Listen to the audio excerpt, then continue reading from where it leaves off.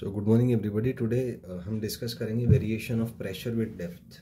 तो मान लीजिए एक सिलेंड्रिकल कंटेनर आपको दिया हुआ है और इसमें हाइट h है।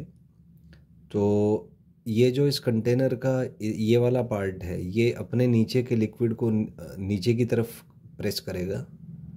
तो कॉमन सेंस की बात है, न्यूटन्स थर्ड लॉ के अकॉर्डिंग इस पार्ट के नीचे का जो लिक्विड है वो इसके ऊपर एक फोर्स लगाएगा। अगर यहाँ पे प्रेशर P1 है तो फोर्स आ जाएगा P1A, और यहाँ पे अगर प्रेशर P2 है तो फोर्स आ जाएगा P2A, क्योंकि इतने इस पार्ट के ऊपर जो लिक्विड है वो उसको नीचे प्रेस कर रहा होगा। तो वहाँ से जो फोर्स है वो P2A आ जाएगा। हाइट मान लीजिए h है। अब अगर हम इसका इक्विलिब्रियम कंसिडर करें तो इस पे P2A फोर्स लगा वर्टिकली डाउनवर्ड, P1A फोर्स लगा वर्टिकली अपवर्ड, एंड इसका जो वेट है वो वर्टिकली डाउनवर्ड लगेगा। तो इक्विलिब्रियम की वजह से हम कह सकते हैं कि P1A minus P2A is equal to mg। Mass को लिखा जा सकता है डेंसिटी इनटू वॉल्यूम। तो इस सिलेंड्रिकल पार्ट का जो वॉल्यूम होगा वो आएगा आपका एरिया इनटू हाइट। तो ये AH आ जाएगा इनटू जी। यहाँ से एरिया कैंसिल हो जाएगा दोनों साइड से।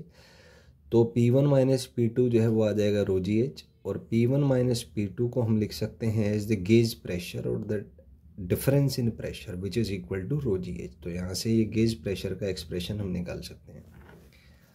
अगर हम ग्राफ की बात करें तो डेल्टा पी का जो ग्राफ है रो के साथ, क्योंकि डायरेक्टली प्रोपोर्शनल है तो स्ट्रेट लाइन आएगा। वहीं पे अगर हम बात करें डेल्टा पी का जो ग्राफ है एच के साथ, हाइट के साथ, तो ये भी डायरेक्ट प्रोपोर्शन में है तो ये भी स्ट्रेट लाइन आएगा। यहाँ से हम लिख सकते हैं P1 minus P2 is equal to rho G H. तो P1 आ जाएगा आपका P2 प्लस रो जी एच। तो जो एग्जैक्ट प्रेशर होगा H डेप्थ पे वो P2 प्लस रो जी एच होता है। तो अगर हम ग्राफ ड्रॉ करें P1 वर्सेस रो का तो एक स्ट्रेट लाइन आएगा, और H अगर ज़ीरो है तो प्रेशर P2 हो जाएगा। मतलब ये वाला जो इसका कोऑर्डिनेट है वो आपका P2 होगा। वहीं पे जो टेन थीटा है वो इसकी स्लोप होगी, और स्लोप है रोजी, तो हम कह सकते हैं टेन थीटा यहाँ पे रोजी के इक्वल आएगा।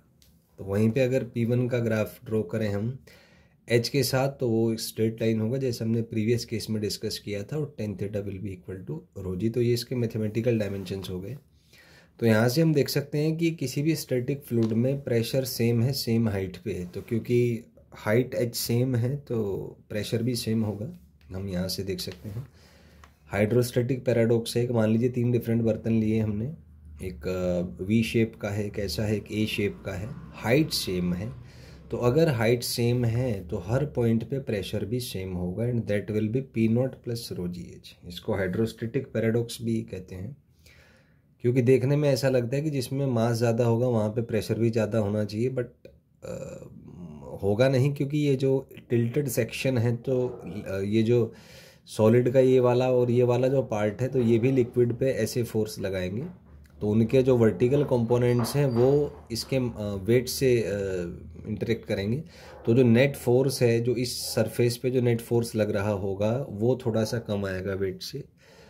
और हाइड्रोस्टैटिक पैराडॉक्स यूज़ करके, यही है हाइड्रोस्टैटिक पैराडॉक्स, कि हमें लगता है कि यहाँ पे प्रेशर ज़्यादा होगा, यहाँ पे सबसे कम होगा, जबकि ऐसा नहीं है। तीनों पॉइंट पे प्रेशर बराबर आएगा जो कि P0 प्लस रो जी एच होगा।